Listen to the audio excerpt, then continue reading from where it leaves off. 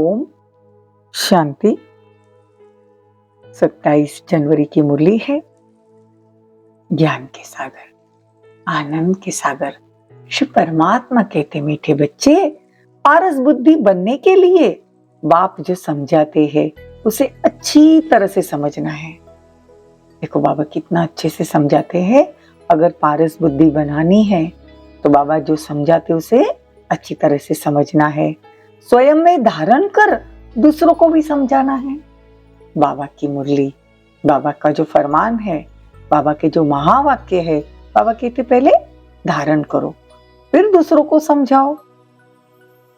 प्रश्न है, कौन सा एक राज बहुत ही गुह्य, गोपनीय और समझने का है? उत्तर है, निराकार बाप सभी का माता पिता कैसे बनते हैं, वो सृष्टि की रचना किस विधि से करते हैं, यह बहुत गुह्य और गोपनीय राज है।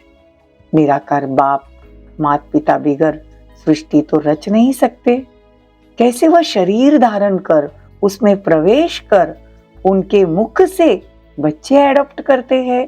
यह ब्रह्मा पिता भी है तो माता भी है, ब्रह्मा तो वो माँ भी है, क्योंकि शिव बाबा अपनी वननी से बच्चों को एडॉप्ट करते हैं। वननी मतलब युगल पत्नी, तो ब्रह्मा माँ भी हो गई, शिव पिता भी हो गया। तो ये बातें बहुत ही समझकर सिमरन करने व स्मृति में रखने की है। जब ये बातें हमको समझ में आने लगती है कि शिव बाबा कभी कहते ब्रह्मा मेरा मुरब्बी बच्चा है, कभी कहते वो मेरी वननी है, तो कभी कहते वो दादा है, कभी कहते बाप है, तो ये बड़ी गुह्य बातें हैं। तो बाबा आज के संबंध से कह रहे, बाबा ब्रह्मा के तन में प्रवेश कर हम बच्चों को एडॉप्ट करते हैं तो हमारी वो माता हो गई। ये बातें बड़ी समझने की है। गीत है, तुम ही हो माता। ओम शांति। जिनको माता पिता कहते हो तो जरूर फरमान पिता ही करेंगे। यह तो माता पिता कंबाइंड है। यह बात मनुष्य के लिए समझना बड़ा डिफिकल्ट है और यही मुख्य बात है समझने की। निराकार परमपिता परमात्मा जिनको पिता कहा जाता है उनको माता भी कहते हैं, यह भी वंडरफुल बात है। परमात्मा माता पिता है हमारे, ये बड़ी वंडरफुल और गुह्य बातें है। तो आज बाबा गुह्य बातें समझा रहे हैं कि इसके लिए बड़ी विशाल बुद्धि चाहिए। तो वो पिता है तो निराकार है, फिर माता किसको कहेंगे? शादी तो नहीं करते ना, तो ब्रह्मा के तन में आकर हमको ज्ञान देते हैं। ये बड़ी गुह्य समझने की बातें हैं। तो बाबा आकर निराकार फिर सृष्टि कैसे रचते हैं? माता पिता बिगर तो सृष्टि रची नहीं जा सकती। वंडरफुल है ना।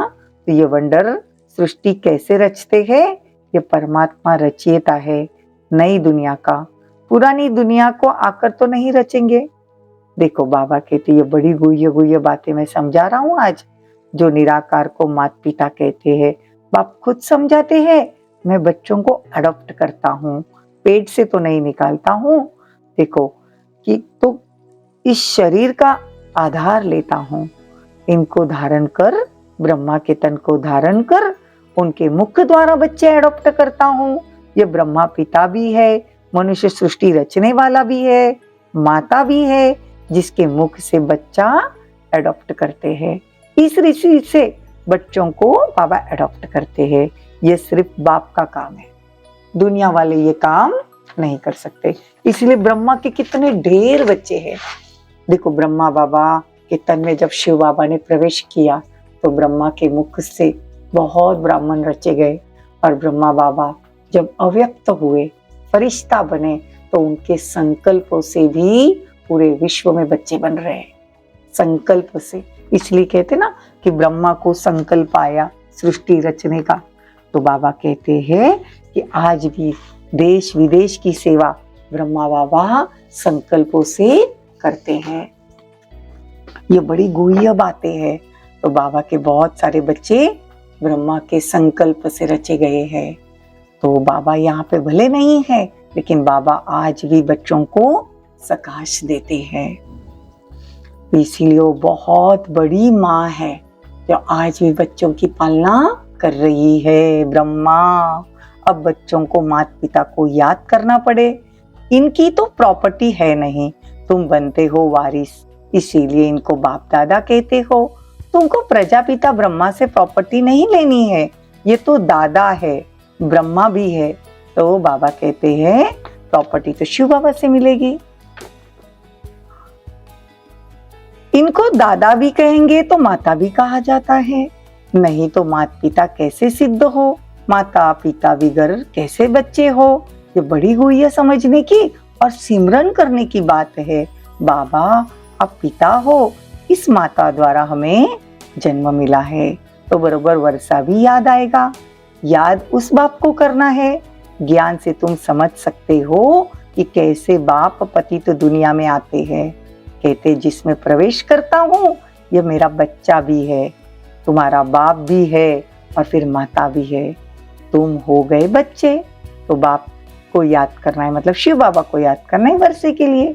देखो ये बच्चा भी है, बाबा का मुरब्बी बच्चा है ब्रह्मा। वो बाबा कहते ये तुम्हारी माता भी हो गई, तो मेरी बननी भी हो गई। तो बाप पुरानी दुनिया में आकर नई दुनिया रचते हैं। कोई ने कहा राम की सीता चुराई गई। सत्य, कोई भी बात न समझो तो समझने की कोशिश करो, नहीं तो बेसमझ के बेसमझ रह जाएंगे। दुनिया वाले बहुत कहानियां बनाते हैं। तो बाबा कहते हैं कि कोई कहता है राम की सीता चुराई गई, तो ये भक्ति मार्ग के कथा है। बाबा कहते हैं तुमको तो सिर्फ बाबा को याद करना है, तो तुम पारस बुद्धि बन जाएंगे। पहले हम क्या थे? पत्थर बुद्धि। तो पत्थर बुद्धि कौन बनाता है? 5 विकार रूपी रावण। तो हमको बाप आकर पारस बुद्धि बनाते हैं। कितना सहज समझाते हैं, बीज और झाड़। बाकी डिटेल तो समझाते रहते हैं, समझाते ही रहेंगे, लेकिन नटशेल में कहते हैं बाप को याद करो जिससे वर्षा मिलता है। नटशेल में मतलब शॉर्ट में बाबा कहते अगर नहीं ज्यादा समझ में आता है बाबा को याद करो। बच्चे मुझे याद करो तो जरूर बच्चों ने माता से जन्म लिया होगा ना, जन्म लिया बाप से, तो वर्षे को भी याद करो, बाबा को भी याद करो। तुमको बेहद की मैं बादशाही देता हूँ। देखो वहां यथा राजा रानी तथा प्रजा, प्रजा भी कहेगी हम सारी सृष्टि के मालिक है। अभी तो प्रजा ऐसे नहीं कहेगी कि हम सृष्टि के मालिक है, मतलब वहां राजा और प्रजा दोनों सुखी है। वहां तो प्रजा भी कहेंगी कि हम विश्व के मालिक है, हमारे महाराजा महारानी लक्ष्मी नारायण भी विश्व के मालिक है। यह अभी तुम समझते हो, यह बेहद की बादशाही है। भारत क्या था किसकी बुद्धि में भी नहीं है। तुम बच्चों को शिक्षा मिलती है बेहद के बाप से वर्षा लेने की। हम भी कहते हैं तो जरूर हम भी लेते रहेंगे ना। हम कहते हैं तो जरूर हम लेकर रहेंगे बेहद के बाप से वर्षा, जो स्वर्ग का रचयिता है। इसीलिए बाबा कहते 21 पीढ़ी राज्य भाग्य मिलेगा। पीढ़ी क्यों कहते हैं? क्योंकि वहां बूढ़ा कोई होता ही नहीं, वहां अकालीन मृत्यु होती नहीं। पूरी पीढ़ी मतलब पूरा 150 साल की अगर आयु है तो पूरे 150 साल जिएंगे, फिर लगेगा अभी ये शरीर बूढ़ा हुआ, अब मैं आत्मा निकली नए जन्म लेने के लिए छोटे छोटे शरीर में। तो वहां रोना पीटना नहीं होता है, वहां की माताएं कभी विधवा भी नहीं बनती। तो बाबा कहते हैं रोना पीटना तो यहाँ पर है, यहाँ बच्चों को भी रोने की दरकार नहीं। यहाँ तो बच्चों को रुलाते रहते हैं कि मुख बड़ा हो, वहां ऐसी बातें नहीं। निरंतर बाप और वर्षे को याद करने से विकर्म विनाश होंगे। अंडरलाइन, निरंतर बाप और वर्षे को याद करने से विकर्म विनाश होंगे। मन मना भव का अर्थ कितना सहज है। गीता भल झूठी है पर तू उसमें कुछ न कुछ तो सच होगा ना। तो मुझ बाप को याद करो, ऐसा बाबा कहते हैं। और बाबा कहते मैं तुमको इस पढ़ाई से मनुष्य से देवता बनाता हूँ। पूज्य देवता थे, फिर तुम पुजारी बने, कैसे 84 जन्म लिए। बाबा हर एक बात सिद्ध कर कर बताते हैं। इसीलिए उसको क्या कहते? स्वदर्शन चक्र। उन्होंने फिर स्वदर्शन को हथियार के रूप में बना दिया। तुम आत्माओं को ये स्मृति आई है कि अब हमने 84 जन्म ऐसे ऐसे भोगे हैं। कैसे कैसे? पहले हम सतयुग में थे, फिर त्रेता में आए, फिर द्वापर में। देखो हम क्षत्रिय, फिर वैश्य, फिर शूद्र कैसे बनते हैं। ये चक्र है। कभी चक्र पूरा होता है, फिर से ड्रामा रिपीट होगा। पहले पहले आदि सनातन देवी देवता धर्म जरूर चाहिए, जो प्रायलोप हो गया है। प्रायलोप मतलब नष्ट नहीं होता है। नष्ट होता तो अभी हमको ये स्मृति आती ही नहीं, मर्ज होता ही नहीं। वो बुद्धि में से हम भूल जाते हैं। मनुष्य कहते हैं, हे गॉड फादर रहम करो, तो बाप कहते अच्छा तुमको दुख से लिबरेट कर सुखी बनाता हूं। ये बाप का ही काम है ना, सबको सुखी बनाना। इसीलिए मैं कल्प कल्प आता हूं, आकर भारत को हीरे जैसा बनाता हूं, बहुत सुखी बनाता हूं। बाकी तुमको मुक्ति धाम भेज देता हूं। बाबा कहते हैं कि जितना हो सके दिन में पूरा दिन स्वदर्शन चक्र फिराना चाहिए। स्वदर्शन चक्र जितना घुमाएंगे उतना क्या होगा? विकर्म विनाश हो जाएंगे। तो योग बल से देहत के बाप से तुम बच्चे वर्षा ले रहे हो नई दुनिया के लिए। इसमें लड़ाई की कोई बात नहीं। स्व का दर्शन करना है, सुदर्शन नहीं घुमाना है, स्व का दर्शन। अच्छा, मीठे मीठे सिकिलदे बच्चों प्रति माता पिता बाप दादा का याद प्यार और गुड मॉर्निंग।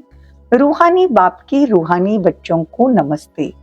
हम रूहानी बच्चों की रूहानी माता पिता बाप दादा को याद प्यार, गुड मॉर्निंग, नमस्ते, थैंक यू, बहुत बहुत शुक्रिया। धारणा के लिए मुख्य सार, बाप से 21 पीढ़ी का वर्षा लेने के लिए निरंतर बाप और वर्षे को याद करने का पुरुषार्थ करना। कभी भी देहदारी को याद नहीं करना। बुद्धि में स्वदर्शन चक्र फिराते रहना। हम पूज्य थे, फिर पुजारी बने, 84 जन्मों का चक्र पूरा किया, फिर से ड्रामा रिपीट होना है। हमें पुजारी से पूज्य बनना है। यह स्मृति ही स्वदर्शन चक्र है। हम पहले पूज्य थे, देवी देवता थे, फिर हम द्वापर से पुजारी बने, फिर बाबा मिला, बाबा ने हमको सिखाया स्वदर्शन चक्र कैसे घुमाना है। तो बाबा कहते ये है स्वदर्शन चक्र वरदान। समानता द्वारा समीपता की सीट ले, फर्स्ट डिवीजन में आने वाले विजयी रत्न भवो। समय की समीपता के साथ साथ अब स्वयं को बाप के समान बनाओ। संकल्प, बोल, कर्म, संस्कार और सेवा सब में बाप जैसे समान बनना, अर्थात समीप आना। हर संकल्प में बाप के साथ का, सहयोग का, स्नेह का अनुभव करो। सदा बाप के साथ और हाथ में हाथ की अनुभूति करो तो फर्स्ट डिवीजन में आ जाएंगे। निरंतर याद और संपूर्ण स्नेह एक बाप से हो तो विजय माला में विजयी रत्न बन जाएंगे। अभी भी चांस है, टू लेट का बोर्ड नहीं लगा है। स्लोगन, सुखदाता बन अनेक आत्माओं को दुख अशांति से मुक्त करने की सेवा करना ही सुखदेव बनना है। अव्यक्त इशारा, मन की एकाग्रता के लिए सेकंड बाय सेकंड ड्रामा की पटरी पर चलते रहो।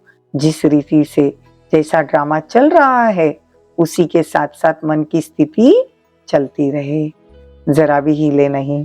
मन अर्थात संकल्प शक्ति को ब्रेक लगाने और मोड़ने की पावर हो। इससे बुद्धि की शक्ति व्यर्थ नहीं जाएगी, एनर्जी जमा होगी। जितना मन बुद्धि की शक्ति जमा होगी उतना परखने व निर्णय करने की शक्ति बढ़ेगी। ओम शांति, ओम शांति।